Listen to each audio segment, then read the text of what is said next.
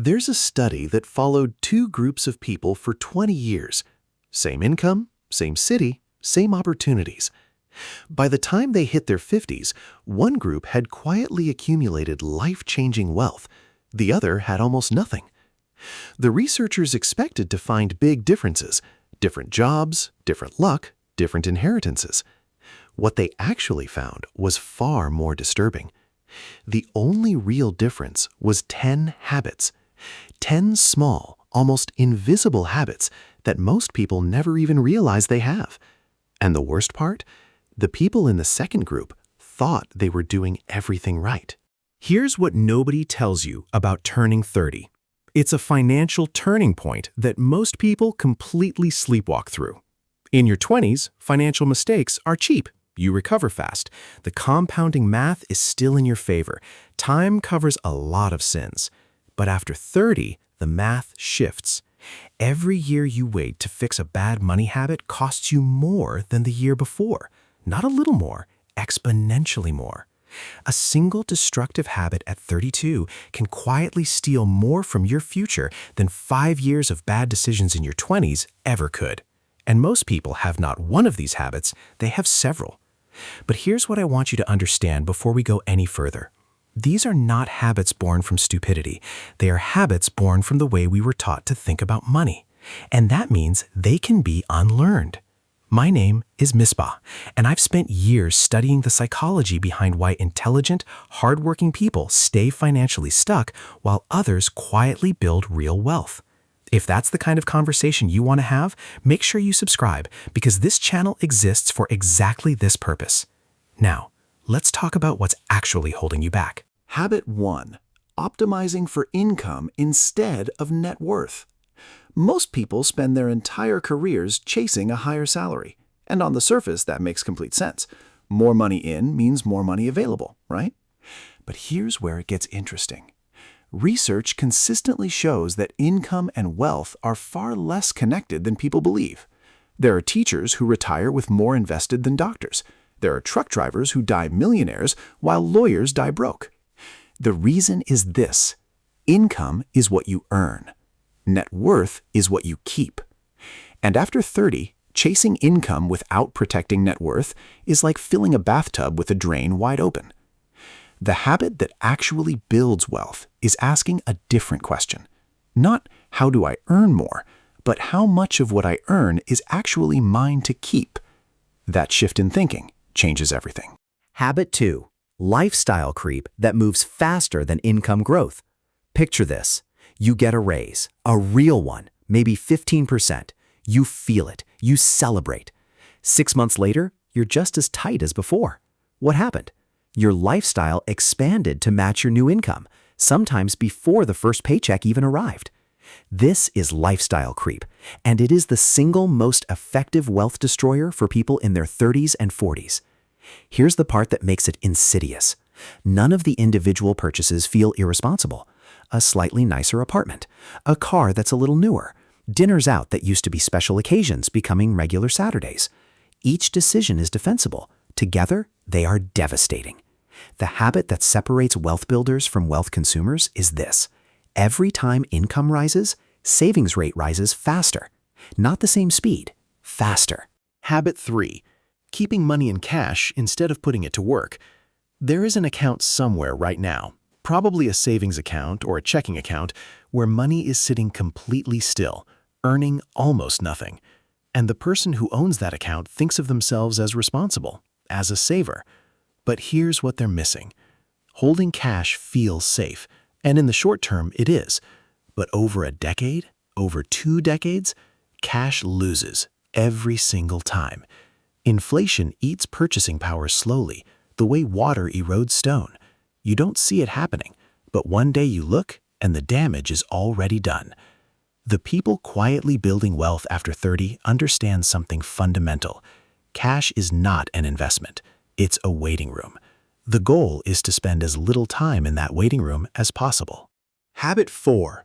Treating debt as a normal part of life. At some point, carrying debt became normalized.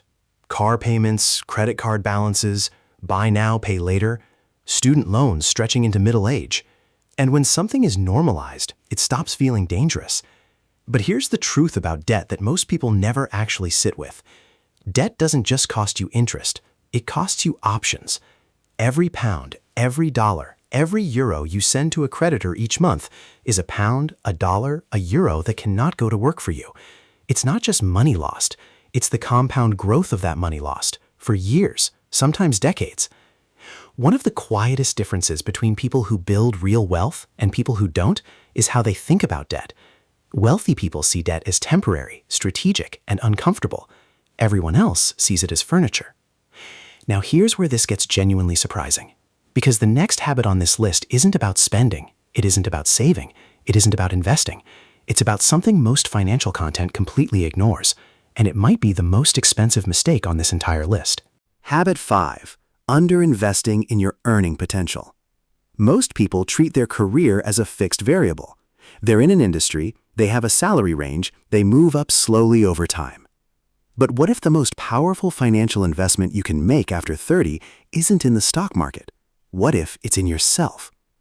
Think about the math for a moment.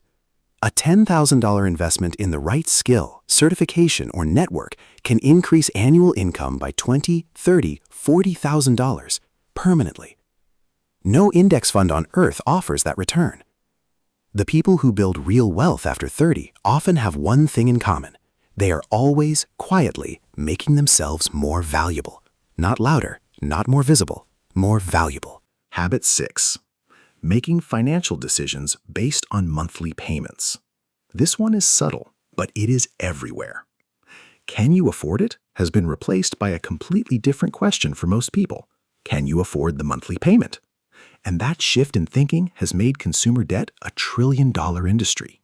Because almost anything feels affordable if you spread it thin enough. A $55,000 car becomes $800 a month. A $4,000 sofa becomes $120 a month. A vacation becomes 36 installments. But here's what that thinking hides: the total cost, the opportunity cost, the interest cost, and the cumulative effect of making this kind of decision dozens of times across a lifetime. Wealthy people think in total price and opportunity cost. Everyone else thinks in monthly payments. That difference alone accounts for more of the wealth gap than most people will ever realize. But now we need to talk about something harder, because the next 3 habits aren't really about money at all. They're about psychology. And psychology, as it turns out, is where most financial battles are actually won or lost. Habit 7. Using spending to regulate emotion. Most financial advice ignores this completely, and it's a serious mistake. After a bad day, a hard week, a difficult conversation, what happens? For a lot of people, the answer involves a purchase. Not a major one, usually something small enough to not feel significant. But spending to feel better is a pattern, and patterns compound just like interest does. The problem isn't the purchase itself. The problem is what that purchase replaces. Every time we spend to manage discomfort, we interrupt the process of actually dealing with whatever caused the discomfort. Over years, this doesn't just hurt your bank account. It builds a relationship with money that is driven by emotion rather than intention. And emotional money decisions, made consistently over a lifetime, almost never build wealth. Habit 8. Comparing yourself to the wrong people. Here's a question most people never think to ask. Who exactly are you comparing yourself to? Social media has made this invisible and constant. You're surrounded by curated images of people who appear to have more. Better holidays, better cars, better homes. But what you're almost never seeing is their balance sheet. Studies on high-income earners consistently show the same thing. Many of the people who look wealthy are not. They are highly leveraged, high-spending, low-net-worth individuals who have mastered the performance of wealth. And every time you adjust your own spending to keep up with that performance, you subsidize their lifestyle at the cost of your own future. The only comparison that matters is the one between who you are today and who you want to become. Everything else is noise. Habit 9. Waiting for the perfect moment to start. I'll start investing once the market settles down. I'll build my emergency fund once things stabilize at work. I'll think seriously about money once I'm making more. These are not plans. They are permission structures. Permission to not start. And here's the brutal truth about waiting for the perfect moment. It never comes. The market is always uncertain, Life is always complicated. There will always be a reason to delay. The people who build real wealth are not people who found the perfect moment. They are people who started in an imperfect one. Because starting imperfectly at 31 will always beat starting perfectly at 41. The math on that is not even close. Habit 10. Treating financial education as optional. Here is perhaps the most important thing I'll say in this video. The financial system is not neutral. It was built by people who understand money deeply, for people who do not. Every confusing credit card agreement, every opaque fee structure, every investment product that sounds better than it is, these are not accidents. They benefit from your confusion, deliberately.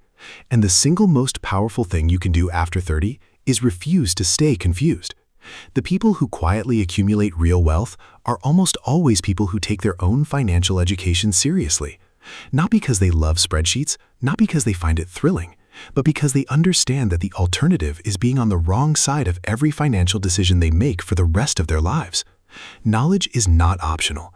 It is the only thing standing between you and a system designed to extract value from you at every turn. Here's what I want to leave you with. None of these 10 habits are signs of failure. They are signs of a financial education system that taught most of us almost nothing useful.